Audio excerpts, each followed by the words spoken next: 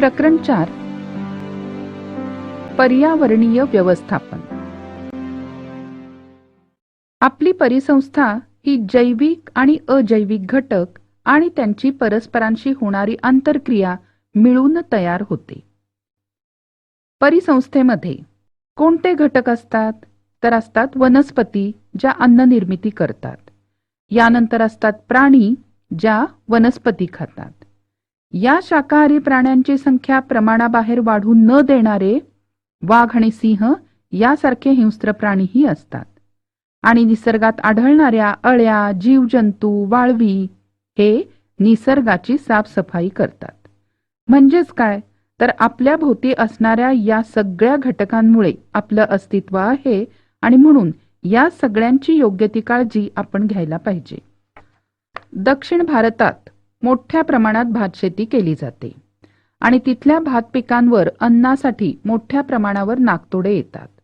या नाकतोड्यांचा भक्ष्य म्हणून उपयोग करण्यासाठी तिथल्या चिखलात बेडकांची संख्याही मोठ्या प्रमाणात असते आणि बेडकांना खाण्यासाठी म्हणून सापही तिथे असतात. आता असा विचार करा की समजा अचानक बेडकांची संख्या कमी झाली तर काय होईल? भाताच्या पिकांवर काय परिणाम होईल? तर अर्थातच नाकतोडे भाताच्या पिकाची नासाडी करतील. मग कोणत्या भक्षकांची संख्या वाढेल आणि कुठल्या भक्षकांची संख्या कमी होईल? बेडूक नाहीत म्हणजे नाकतोड्यांची संख्या वाढेल आणि बेडूक नाहीत म्हणून सापांची संख्या कमी होईल, कारण त्यांना काही अन्नच मिळणार नाही. आणि एकंदरीत तिथल्या परिसंस्थेवर काय परिणाम होईल? तर परिसंस्थेचं संतुलन बिघडेल. म्हणजेच पर्यावरण आणि परिसंस्था यांचा काय संबंध आहे? तर पर्यावरण ही एक व्यापक संज्ञा आहे. सजीवांवर कोणत्या ना कोणत्या प्रकारे परिणाम करणारे भौतिक, रासायनिक आणि जैविक घटक या सगळ्यांना मिळून पर्यावरण म्हणतात. थोडक्यात काय? तर पर्यावरण म्हणजे सभोवतालची परिस्थिती. या पर्यावरणाचे 2 प्रकार असतात. एक म्हणजे नैसर्गिक पर्यावरण आणि दुसरा म्हणजे मानव निर्मित पर्यावरण. नैसर्गिक पर्यावरणात हवा, वातावरण, जल, भूमी, सजीव यांचा समावेश होतो. यातील जैविक आणि अजैविक घटकांमध्ये सतत आंतरक्रिया घडत असतात. त्यातल्या आंतरसंबंधाचा अभ्यास करण्याचं जे शास्त्र त्याला म्हणायचं पारिस्थितिकी. पारिस्थितिकीचा अभ्यास करण्यासाठी जे मूलभूत कार्यात्मक एकक वापरलं जातं त्याला म्हणायचं परिसंस्था. म्हणजेच काय? तर एखाद्या निश्चित भौगोलिक क्षेत्र व्यापणाऱ्या प्रदेशावरील जैविक आणि अजैविक घटक, त्यांच्यातील आंतरक्रिया हे सर्व एकत्र येऊन परिसंस्था बनते. उदाहरणार्थ पृथ्वी ही सर्वात मोठी परिसंस्था आहे. पर्यावरणातली जलचक्र किंवा विविध वायुचक्र ही जर अखंडपणे चालू राहिली तर पर्यावरणाचं संतुलन टिकून राहतं आणि परिसंस्थेतील वेगवेगळ्या अन्न साखळ्यांमुळे पर्यावरणाचं संतुलन कायम राहतं. निसर्गाच्या अस्तित्वाशिवाय मानवाचं अस्तित्व शक्य नाही आणि म्हणून नैसर्गिक पर्यावरणाचा समतोल बिघडू न देता त्याचं जतन करणं हे मानवाचं आद्य कर्तव्य आहे. पर्यावरणात असलेले काही नैसर्गिक घटक आणि काही मानवनिर्मित दूषित घटक जेव्हा पर्यावरणाला हानी पोचवतात तेव्हा पर्यावरणात असलेल्या घटकांमध्ये असमतोल निर्माण होतो आणि त्याचा परिणाम हा मुख्यत्वे जैविक घटकांच्या अस्तित्वावर होतो.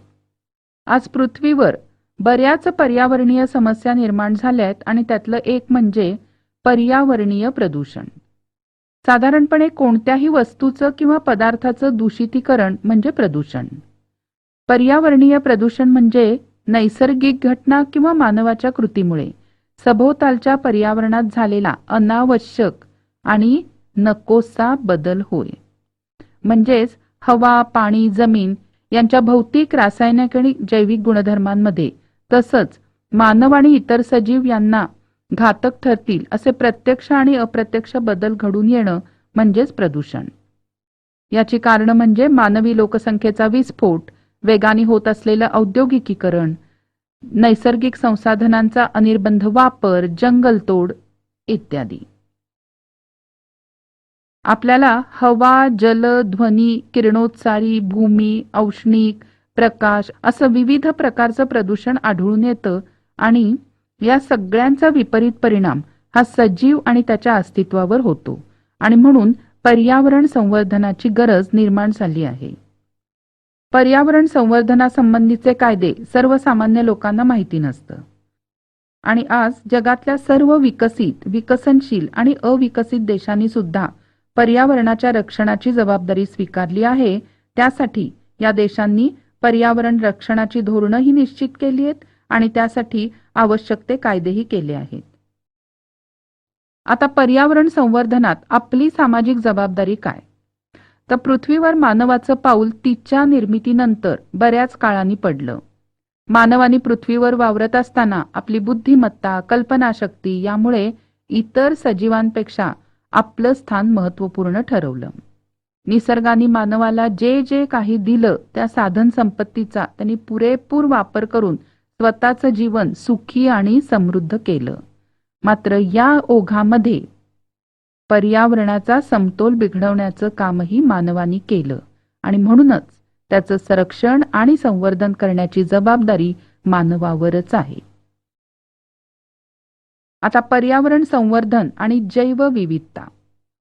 निसर्गात आढळणाऱ्या एकाच जातीच्या सजीवांमधील वैयक्तिक आणि अनुवंशिक फरक, सजीवांच्या जातीचे अनेक प्रकार आणि विविध प्रकारच्या परिसंस्था या सगळ्यांमुळे त्या भागातील निसर्गाला जी सजीव सृष्टीची समृद्धी लाभते त्याला म्हणायचं जैवविविधता. ही 3 पातळ्यांवर दिसते.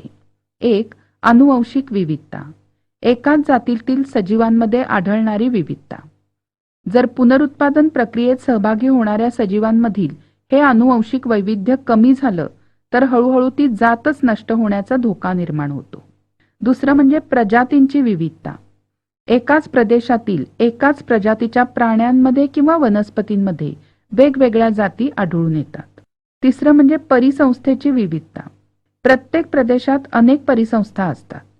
प्रत्येक परिसंस्थेतील प्राणी, वनस्पती, सूक्ष्मजीव, अजैविक घटकही वेगवेगळे असतात आणि नैसर्गिक आणि मानवनिर्मित अशा 2 स्वतंत्र परिसंस्था असतात. यानंतर जैवविविधतेची संवेदनक्षम क्षेत्र. जगातील जैवविविधतेच्या संवेदनक्षम अशा 34 स्थळांची नोंद केली आहे. या क्षेत्रांनी एकेकाळी पृथ्वीचा 15.7% एवढा भाग व्यापला होता, तर आज फक्त 2.3% पृथ्वीच्या पृष्ठभागावर संवेदनक्षम क्षेत्रांचे अखंड अवशेष शिल्लक आहेत. यानंतर बघूया धोक्यात आलेल्या प्रजातींचं वर्गीकरण. एक म्हणजे संकटग्रस्त प्रजाती. या प्रजातींची संख्या अगदी कमी उरलेली असते की विशेष उपाययोजना केली नाही तर नजीकच्या काळात या प्रजाती नष्ट होऊ शकतात. उदाहरणार्थ लायन टेल्ड वानर, तणमूर. दुसरं म्हणजे दुर्मिळ प्रजाती. यांची संख्या बरीच कमी असते आणि या प्रजाती स्थान विशिष्ट असल्याने जलद गतीने नामशेष होऊ शकतात. उदाहरणार्थ रेड पांडा. तिसरं म्हणजे संवेदनशील प्रजाती. यांची संख्या अत्यंत कमी असते आणि सातत्याने घटत असते. उदाहरणार्थ पट्टेरी वाघ.